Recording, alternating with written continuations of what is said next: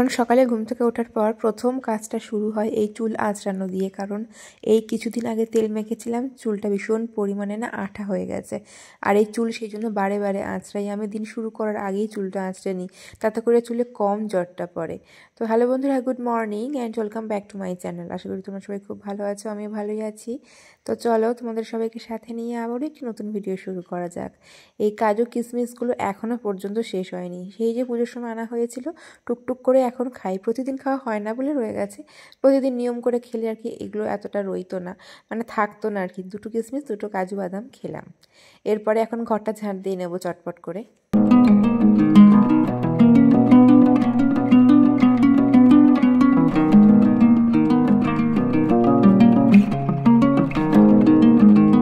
এই যে সব ঘরের কাজগুলোর মধ্যে আমার সব থেকে বেশি সময় লাগে ঘর ঝাড় দিতে। আমার মনে হয় যেন ঝাড় দিচ্ছি, আবারও কোথাও ধুলো উড়ে যাচ্ছে, আবার ওখানেও কিছু একটা ধুলো আছে, সেখানে ধুলো আছে। এই করতে করতে আমার ঝাড় দিতে গিয়ে একটু বেশি সময় লেগে যায়। আজকের আমার নারকেল দুটো ফাটিয়ে দিল, অনেক দিনের নারকেল। আমাদের পাশের বাড়ির কাকিমা নারকেল দিয়ে গিয়েছিল, সেই নারকেল রয়ে গেছে। তো আজকে সেই নারকেলগুলো কাজে লাগানো হবে। অনেকগুলো দুধের প্যাকেট দেখতে পাচ্ছ, সব কেটে কেটে হাঁড়িতে ঢালছি। আসলে আমাদের পৌষ পার্বণের দিন পিঠে খাওয়া হয়নি, বোনের পরীক্ষা চলছিল সেই সময়। সেই জন্য আমরা ভেবেছিলাম একটা ভালো দিন দেখে মাকে পিঠে দিয়ে তারপরেই পিঠে খাবো। এমনিতেও সিজনের যে কোনো ফল বা যে কোনো নতুন নতুন যা উঠুক না কেন, সব মাকে দিই, তারপরেই আমরা খাই। সেরকম পিঠেটাও বাদ যায় না, মাকে দেব তারপরে খাবো, সেই ব্যবস্থাই করা হচ্ছে। আজকে মাঘী পূর্ণিমা, দিনটি ছিল বুধবার আর কি। তো ওই দিন দুপুরবেলা তাড়াতাড়ি সব কাজ বাজ সেরে নিয়ে ভাবলাম আমরা এদিকের কাজটা করব। তো এই এখন মাকে নারকেলটা কুড়িয়ে দিলাম, আর এই দুধটা আমি গরম করতে বসেছি, মানে এখন ফুটবে দুধটা আর কি। মা বললো আগে ভাগে দুধটা ফুটিয়ে ঠান্ডা করে নিতে হয়, আগে ভাগে আর কি দুধটা বসিয়ে দিয়েছে। আর এই যে নারকেলটা কুড়িয়ে নিলাম সকালে, তারপরে এই জলখাবার খাচ্ছি। আগের দিন হয়েছিল ওই মাছের মাথা দিয়ে ডাল, তো সেটা ছিল, তো সেটা দিয়ে একটু ভাত খেয়ে নিলাম। সকালে ভাত রান্না হয়ে গেছিলো, আসলে বোন কলেজে বেরিয়ে গেছিলো তাই ভাতটা হয়ে গেছিলো। আর এই এখন এদিকে মা স্নান টান করে বসে গেছে ওদিকে পিঠের জোগাড় করতে। আমিও স্নান করে চলে এসেছি, এবারে যাব সব এখন কাজ বাজ আজকের ঠাকুর ঘরে। আর এমনিতেও একটুখানি কিছু যদি করবো ভাবি, সেটাও কম হয়ে ওঠে না। একটুখানি কাজ মানেও সেটা ছোট না, অনেকটাই হয়ে যায় বড়।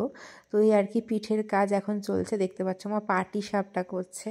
আর কী কী পিঠে হবে তোমরা নিশ্চয়ই জানতে পারবে। তো ওদিকে আমি ঠাকুরটা সাজিয়ে নিই। আসলে পূর্ণিমা তো তখনও চলছিল, তাই পূর্ণিমার মধ্যেই পিঠেটা দেওয়া হবে এরকম ভাবনা চিন্তা হচ্ছিল। আর মাথায় চাপও লাগছিল কখন কি হবে না হবে, কখন কি দেওয়া হবে। তাই ওই আর কি আমি ভালো করে আগে ঠাকুরকে সাজিয়ে নিলাম। এখনও ভোগ লাগানো হয়নি, তখন প্রায় বাজছে 1টা। তো এবারে ভাবলাম তাড়াতাড়ি করে সব রেডি করি, তাড়াতাড়ি করে তো এবারে ভোগটা লাগাতে হবে, কত দেরি করে এবার ঠাকুরকে খেতে দেবো, তাই না? তো এই পিঠেটার জন্যই এত দেরি হয়ে যাচ্ছে আজকের। আর এমনি তো সব রকমের পিঠে আমরা যা যা খাই সবই মাকে একটু করে করে আর দেওয়া হবে। এই যে এদিকে আমি চিড়ের পিঠে করছি। চিড়ের পিঠে তোমরা কে কে খাও অবশ্যই বলো, আর কারা কারা কোনো দিন খাওনি সেটাও জানিও। আর এই ছাঁচগুলো দেখতে পাচ্ছ, এরকম 3টে ছিল, এরকম একটা সবুজ লম্বা আকৃতির দেখছো, একটা গোল ছিল, একটা ত্রিভুজ আকৃতির ছিল। পুজোর সময় বেরিয়ে নিয়েছিলাম ওই 3টে 30 টাকা দিয়ে। মা এদিকে মালপোয়া আর পাটিসাপটা করতে করতে ওদিকে আমার চিড়ের পিঠেগুলো প্রায় হয়ে গেছিলো। মানে সবটা তো আমি করিনি তখন, শুধু মাকে যেটুকু ভোগ দেওয়া হবে সেরকমের মধ্যে তাড়াতাড়ি করে দিয়েছিলাম। মা বলল ওইটুকু তাড়াতাড়ি ভেজে দেবে, কারণ কত দেরি করে আর ভোগ লাগাবো, তাই না? এমনিতেও তখন প্রায় 1:30 মতন বেজে গেছে। তো তাড়াতাড়ি এদিকে পিঠে কমপ্লিট হয়ে গেছিলো। যদি সকাল থেকে আর একটু শুরু করতাম তাহলে আরও সকাল সকাল মাকে ভোগটা লাগাতে পারতাম আর কি। আলাদা করে আর কি বলবো, দেখতেই পাচ্ছ তোমরা, রয়েছে পাটিসাপটা, মালপোয়া আর চিড়ের পিঠে। তো এই দিয়ে মাকে ভোগ লাগালাম আজকেরে। আর এমনিতেও এবারে খুব একটা শীত পাইনি আমরা এই পিঠে খাওয়াতে, কারণ এই অনেকটা শীত চলে গেছে। এবারে দেখছি শীতটা অনেক তাড়াতাড়ি চলে গেছে, কিরকম গরম গরম ভাব আর কি। প্রতি বছর যখন পিঠে খাই অনেকটা ঠান্ডা থাকে, এবছর সেই ফিলটা হচ্ছে না। আর ভোগ লাগানোর পরে টুকটাক কিছু কাজ ছিল ঠাকুর ঘরে, ওদিকে সব পরিষ্কার করে টোরে এসে প্রায় খেতে বসতে বসতে বেজে গেছিলো 3:30 মতন। আমি আর বোনই খাচ্ছিলাম।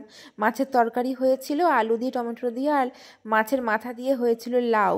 তো এটা দিয়ে দুপুরে খাওয়া দাওয়া করে আর বসে থাকতে ইচ্ছা করলো না, একটু শুয়ে পড়েছিলাম। আর আমার মা তো সারাদিন নিরামিষ মানে ভাত তো খাবেই না, সকাল থেকে শুধু ছাতু খেয়ে আছে মা। সেই পূর্ণিমা ছাড়বে সন্ধ্যে 7:30টায়, তারপরে মা খাবে। কোনো চালের জিনিস মা খাবে না এই পূর্ণিমার দিনে, সেই জন্য। কারণ মার এমনিতেই তো পায়ে ব্যথা ট্যাথা হয়, এগুলো যদি একটু মানলে ভালো হয়, সেই জন্য মা এগুলো মানার চেষ্টা করছে এখন। আর একটা পিঠে বাকি রয়েছে, মানে এটা আমাদের প্ল্যান ছিলই, সন্ধ্যাবেলা করে মাকে টিফিনে দেওয়া হবে। তো সেই জন্য আর কি এই পিঠেটা বানানো হচ্ছে। চুষি কাটা হলো, দেখতে পেলে তোমরা। আসলে চালের গুঁড়োটাকে গরম জলে দিয়ে নাড়াচাড়া করে একটু শক্ত করে মেখে নিয়ে তারপরে গরম গরম অবস্থাতে চুষি টুষি এভাবে কাটা হয়। তারপরে এরকমভাবে একটু পিঠের শেপ করা হলো। আসলে এগুলো না আগে হাত দিয়েই মা শেপ করতো, এখন সব মেশিন টেশিন উঠে গিয়ে আর কি সব সিস্টেমে বদলে গেছে। তো যাই হোক, এভাবে চুষি টুষি সব কেটে ফেলেছি সবাই মিলে।